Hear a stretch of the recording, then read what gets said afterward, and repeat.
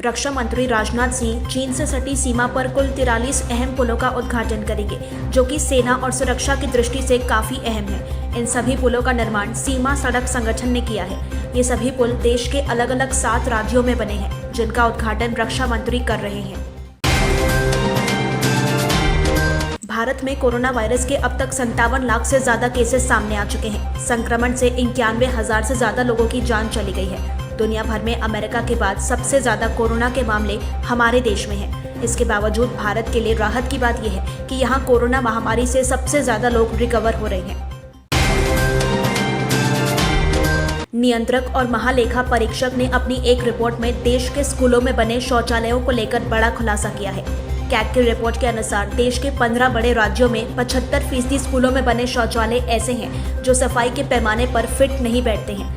इस रिपोर्ट के बाद अब कांग्रेस नेता और पूर्व केंद्रीय मंत्री पी चिदम्बरम ने सरकार पर निशाना साधा है। कुछ ही दिन के लिए चली संसद में सरकार की ओर से कई बिल पेश किए गए और पास भी करवा लिए गए। श्रम सुधारों को लेकर जो बिल पास हुआ है, उसको लेकर कई श्रम संगठनों में गुस्सा है। गुरुवार को कांग्रेस के पूर्व अध्यक्ष राहुल गांधी ने भी मोदी सरकार पर निशाना साधा और इन सुधारों पर सवाल खड़े कर दिए। कांग्रेस नेता राहुल गांधी ने अपने ट्वीट में लिखा कि किसानों के बाद मजदूरों पर वार, गरीबों का शोषण, मित्रों का पोषण, यही है बस मोदी जी का शासन। कृषि बिल के खिलाफ देश भर में किसानों का प्रदर्शन जारी है। आज पंजाब के किसान रेल रोको अभियान की शुरुआत करेंगे। 3 दिन तक चलने वाले इस अभियान के दौरान किसान मोदी सरकार से बिल वापस लेने की मांग करेंगे।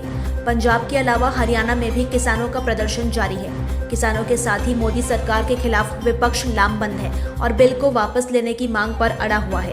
हालांकि सरकार बिल को वापस लेने के मूड में नहीं दिखाई दे रही है। भारतीय जनता पार्टी की सबसे पुरानी सहयोगियों में से एक रही शिरोमणि अकाली दल का कृषि बिल के खिलाफ हल्लाबोल जारी है। पार्टी प्रमुख सुखबीर सिंह बादल ने एक लेख के जरिए केंद्र सरकार पर निशाना साधा।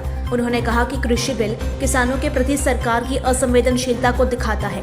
केंद्र सरकार के नए कानून के निहितार्थ बहुत गहरे और व्यापक हैं। शिरोमणि अकाली दल की नेता हरसिमरत कौर ने मोदी सरकार पर फिर तीखा हमला बोला। इस बार उन्होंने जम्मू कश्मीर आधिकारिक भाषा बिल को लेकर सरकार की आलोचना की है। उन्होंने कहा कि जम्मू कश्मीर के 13 लाख पंजाबियों की भावनाओं को नजरअंदाज करते हुए ये बिल संसद में पारित कर दिया गया। इस विधेयक में पंजाबी भाषा को मोदी सरकार ने शामिल नहीं किया। मध्य प्रदेश के गृह मंत्री नरोत्तम मिश्रा के मास्क नहीं लगाने के सवाल पर अब उनके सुर बदल गए हैं। मंत्री के मास्क नहीं पहनने पर लोगों ने सोशल मीडिया पर जमकर नाराजगी जताई थी। कई लोगों ने उनके खिलाफ जुर्माना तक लगाए जाने की मांग कर डाली, जिसके बाद मंत्री ने सफाई में कहा कि मुझे सांस लेने में तकलीफ होती है, इसलिए मास्क नहीं पहनता हूँ। गुरुवार सुबह उनके तेवर और नरम हो गए। उन्होंने बयान जारी कर कहा कि मैं इसके लिए माफी मांगता हूँ। इंदौर के भंवरकुआं थाना क्षेत्र में रहने वाली 7 साल की बच्ची का उसके ही रिश्ते के चाचा ने अपहरण कर लिया और बुधवार देर शाम उसे रिंग रोड स्थित खंडहर में ले गया और जमीन पर पटक दिया। इससे बच्ची के सिर पर गंभीर चोट आई है। आरोपी बच्ची को वहीं छोड़कर अपने घर आ गया था। पुलिस बच्ची को खोजकर रात में अस्पताल लेकर पहुंची, जहां इलाज के दौरान बच्ची की मौत हो गई। घटना से गुस्साए लोगों ने गुरुवार सुबह थाने का घेराव कर दिया और थाने में बंद आरोपी को उन्हें सौंपने या फिर फांसी देने की मांग की।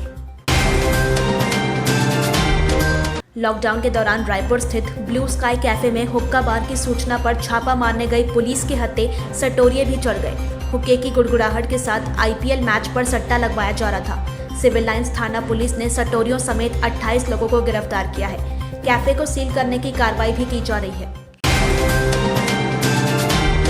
छत्तीसगढ़ के रायपुर में कोरोना इलाज की वैक्सीन के नाम पर ठगी करने वाला अब खुद संक्रमित हो गया है। पुलिस ने उसे अंबेडकर अस्पताल में भर्ती कराया है। इसी अस्पताल में उसकी पत्नी भी स्टाफ नर्स थी। हालांकि पुलिस ने उसे जेल भेज दिया है। एक दिन पहले ही सिविल लाइंस पुलिस ने ठगी करने वाले दंपति को गिरफ्तार किया था। छत्तीसगढ़ में पिछले 10 दिनों में कोरोना से 180 लोगों की मौत हुई है। इनमें 77 लोगों की आइसोलेशन यानी कि सामान्य वार्डों में जान इसलिए चली गई क्योंकि उन्हें गंभीर लक्षण थे। ऑक्सीजन और वेंटिलेटर सपोर्ट के साथ आईसीयू की आवश्यकता थी, लेकिन आईसीयू नहीं मिला। इनमें ऐसे मरीज थे जो निमोनिया, हाइपरटेंशन जैसी गंभीर बीमारी से जूझ रहे थे। जिन मरीजों की जान आइसोलेशन वार्ड में गई, उनकी संख्या 43% है। हैरानी की बात यह है कि केवल सरकारी ही नहीं बल्कि बड़े निजी अस्पतालों के आइसोलेशन वार्ड में भी ऐसे लोगों ने दम तोड़ा जिन्हें आईसीयू में भर्ती करने की आवश्यकता थी।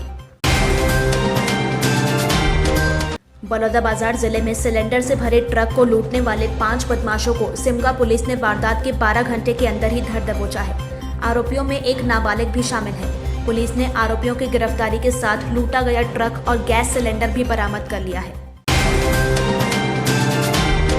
सुशांत सिंह राजपूत सुसाइड मामले में जब से ड्रग्स का मामला निकल कर आया है, बॉलीवुड के कई बड़े नामों की नींद उड़ गई है। बॉलीवुड की पार्टियों में होने वाले ड्रग्स के इस्तेमाल के बारे में खुलासे हुए तो फिर एक्टर्स का नाम सामने आना भी लाजमी था। सुशांत केस से जुड़े लोग, रिया चक्रवर्ती, ड्रग पैडलर्स आदि ने बॉलीवुड के कई बड़े नामों का खुलासा किया है। हाल ही में एनसीबी ने 2 एफआईआर दर्ज की थी, जिन पर काम तेजी से किया जा रहा है। एनसीबी के रडार पर इस समय 50 बॉलीवुड सेलिब्रिटीज हैं। ड्रग्स एंगल में नाम सामने आने के बाद रकुलप्रीत सिंह की मुश्किलें बढ़ती ही जा रही हैं। पहले एनसीबी का समन मिलने से इनकार कर चुकी रकुल ने अब समन रिसीव कर लिया है। रकुल ने एनसीबी को कहा कि वे कल यानी कि शुक्रवार को पूछताछ में शामिल होंगी। तमाम बॉलीवुड और साउथ फिल्मों का हिस्सा रह चुकी राजनेता नगमा अरविंद मोरारजी ने कंगना रनौत पर सवाल उठाते हुए कहा कि उन्हें गिरफ्तार क्यों नहीं किया जा रहा है। नगमा ने अपने ट्वीट में लिखा कि क्यों एनसीबी कंगना रनौत को समन नहीं भेज रही है, जो कि स्वीकार कर चुकी है कि उन्होंने ड्रग्स लिया है। अगर एनसीबी बाकी अभिनेत्रियों के व्हाट्सएप चैट के आधार पर समन भेज सकती है तो कंगना को क्यों नहीं। नगमा ने इस पूरे घटनाक्रम को हिपोक्रेटिक बताते हुए पूछा कि क्या यही एनसीबी की ड्यूटी है कि जानकारी मीडिया में लीक कर और सिर्फ टॉप भारतीय अभिनेत्रियों की छवि खराब की जाए। सोशल मीडिया पर एक लड़की ने सोनू सूद से मदद की गुहार लगाते हुए बताया कि उसे दिल्ली पुलिस ज्वाइन करना है, लेकिन उसका परिवार एग्जाम की तैयारी के लिए पैसे नहीं जुटा पा रहा है। सोनू सूद ने बिना देर किए उस लड़की की मदद की। सोनू ने तुरंत लड़की के लिए अच्छी कोचिंग का इंतजाम किया और ट्वीट कर सोनू ने लिखा, हो गया आपकी कोचिंग का इंतजाम, दिल्ली पुलिस की अच्छी ट्रेनिंग कर देश की सेवा कीजिए। 13 साल पहले आज ही यानी कि 24 सितंबर को टीम इंडिया ने T20 प्रारूप में इतिहास रचा था। 2007 में इसी दिन जोहान्सबर्ग के वांडरर्स स्टेडियम में चिर प्रतिद्वंदी पाकिस्तान को धूल चटाकर भारतीय टीम T20 वर्ल्ड कप के पहले संस्करण की चैंपियन बनी थी। महेंद्र सिंह धोनी की कप्तानी में भारतीय टीम 1983 के बाद किसी विश्व खिताब पर कब्जा जमाने में कामयाब हुई थी। आईपीएल के 13वें सीजन का 6वां मैच किंग्स 11 पंजाब और रॉयल चैलेंजर्स बेंगलुरु के बीच आज दुबई में खेला जाएगा। पिछले 4 मुकाबलों में बेंगलोर ने पंजाब को शिकस्त दी है। इस सीजन में पंजाब ने पहला मुकाबला दिल्ली के खिलाफ खेला, जिसे सुपर ओवर में दिल्ली ने जीता था। वहीं बेंगलोर ने अपने पहले मैच में सनराइजर्स हैदराबाद को 10 रन से हराया था।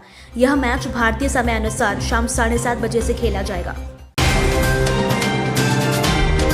मुंबई इंडियंस के कप्तान रोहित शर्मा आईपीएल में किसी भी टीम के खिलाफ सबसे ज्यादा रन बनाने वालों की लिस्ट में सबसे टॉप पर हैं। रोहित ने बुधवार को अबू धाबी में कोलकाता नाइट राइडर्स के खिलाफ 54 गेंद पर 80 रन बनाए। रोहित केकेआर के खिलाफ 26 मैच में 904 रन बना चुके हैं। यह किसी भी बल्लेबाज का एक टीम के खिलाफ सबसे ज्यादा रन बनाने का रिकॉर्ड है। सनराइजर्स हैदराबाद के डेविड वार्नर दूसरे और रॉयल चैलेंजर्स बेंगलुरु के विराट कोहली तीसरे नंबर पर शामिल है।